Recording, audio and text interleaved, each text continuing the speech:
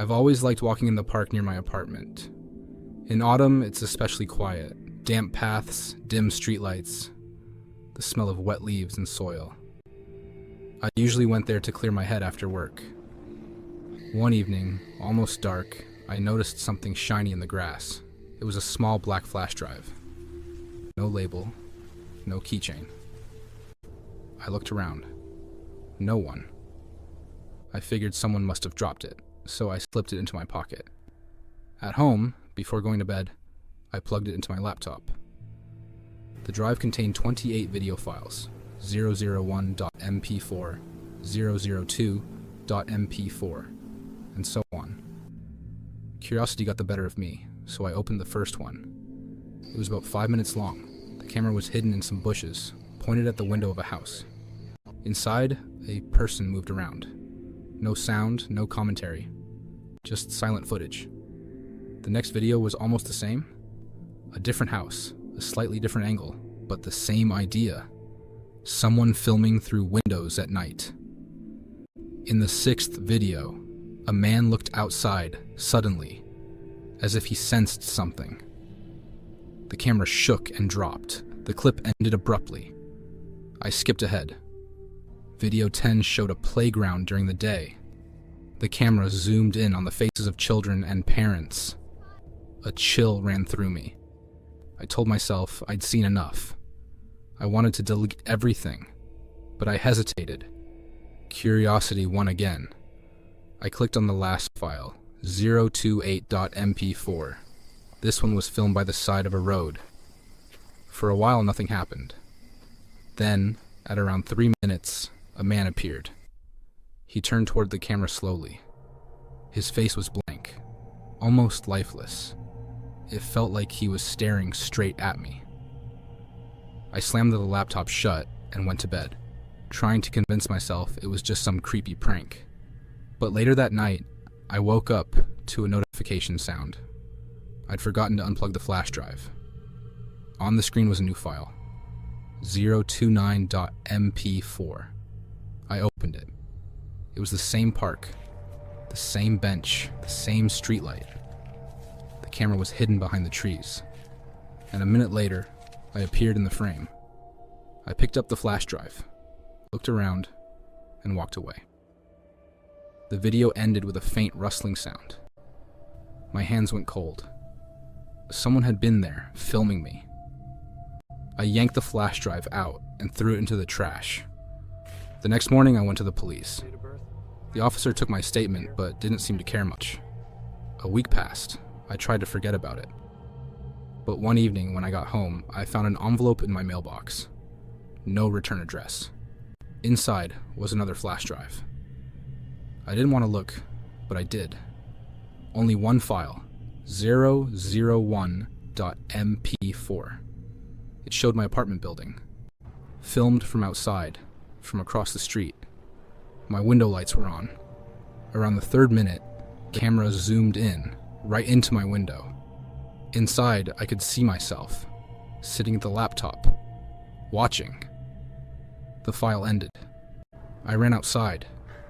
The street was empty, except for a flickering streetlight at the corner. I called the police again. They came, looked around, found nothing. I moved a week later. New apartment, new job, new number. For a while, everything was fine. Then, last month, I got another letter. No sender, no text, just a printed image. A photo of me sleeping in my new bedroom. At the bottom, handwritten, "You wanted to return the flash drive." Since then, I've removed every camera and laptop from my room.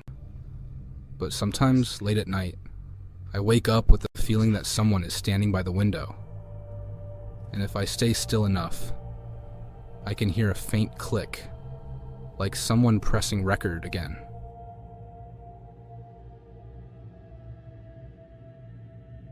This happened in early 2023. Jake had just moved to a small Midwestern town and needed a few things for his new apartment. A desk, an office chair, and some miscellaneous household items.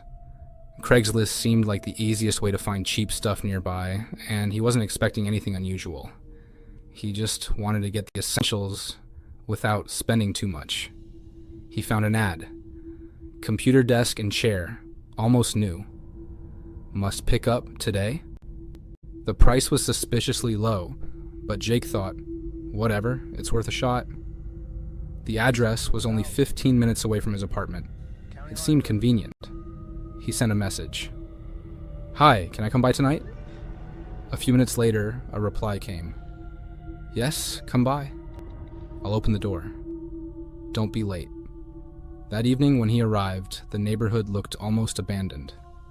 Narrow streets, old houses with peeling paint, dim street lights that flickered. The house itself matched the address, but it immediately gave off a weird vibe. The kind of place that feels alive even when empty.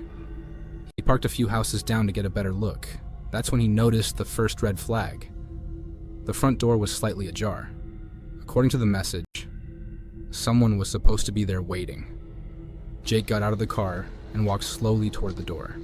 He knocked. Silence. Then he cautiously pushed the door open and stepped inside. The house smelled musty, like it hadn't been aired in months. Dust covered the floorboards, and a few empty boxes were scattered across the living room. A desk and chair sat neatly against the far wall. That's exactly what the ad described. Hello? Jake called. No response. Just the creak of the floor under his own feet. He decided to inspect the room. The desk looked new, almost too pristine for an empty house. As he leaned closer to examine it, he heard it, a faint noise coming from upstairs. A soft step, then another. Someone was descending the stairs slowly. Hey! He shouted, trying to sound confident. Silence. Only a shadow flickered at the top of the staircase. Jake froze. Something in the shadow's posture made his stomach turn. It was still, unmoving, almost too deliberate, as if it were waiting for him to notice. He could feel his pulse in his throat. His first instinct was to run.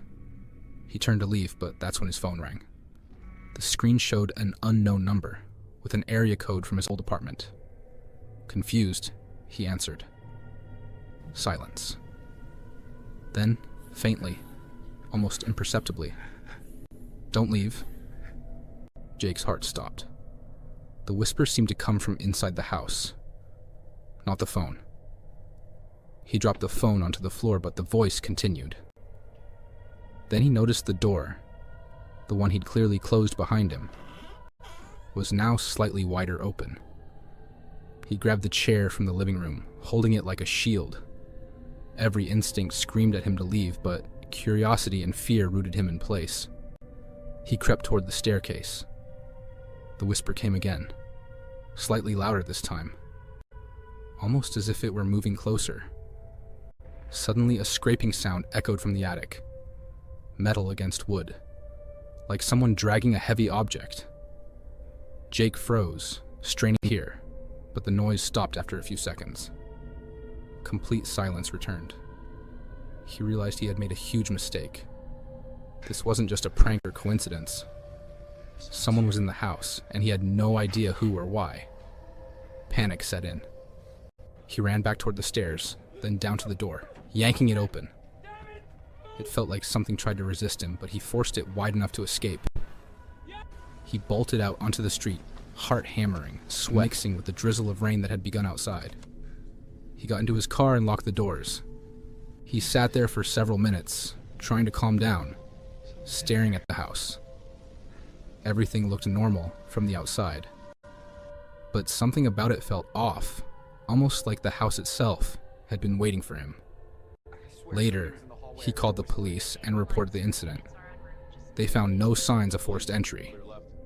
According to the records, no one had lived in the house for months, and all Craigslist ads from that address had been deleted. Jake even showed them the message thread and the time-stamped reply. Everything seemed normal, but no explanation existed. Jake tried to convince himself it was just his imagination. Maybe it had been a combination of poor lighting, his nerves, and an abandoned house. But the fear lingered. Every time his phone rang afterward, even with a known number, his heart would skip a beat. Over the next few weeks, he drove past the neighborhood several times. He noticed small details he hadn't before. A broken mailbox, a loose window shutter that rattled in the wind, and shadows that seemed too deliberate for an empty street. Every glance toward the house made him feel like he was being watched. One night, a week later, Jake was home watching TV when his phone rang again. The caller ID displayed an unknown number. For a moment, he considered ignoring it, but curiosity won. He answered. Silence, followed by a faint metallic scraping, like someone dragging the chair he had taken from the house. He hung up immediately, stomach turning. After that, he stopped using Craigslist for urgent or last-minute purchases. He told a few friends about the incident, but most laughed it off, calling it paranoia. Yet Jake knew what he had heard. And every now and then, when he drives late at night, he sees abandoned houses in the area and catches a fleeting shadow at a window. He will probably never know who or what was in that house. And sometimes, late at night, he still hears that whisper echo in his mind. Don't leave.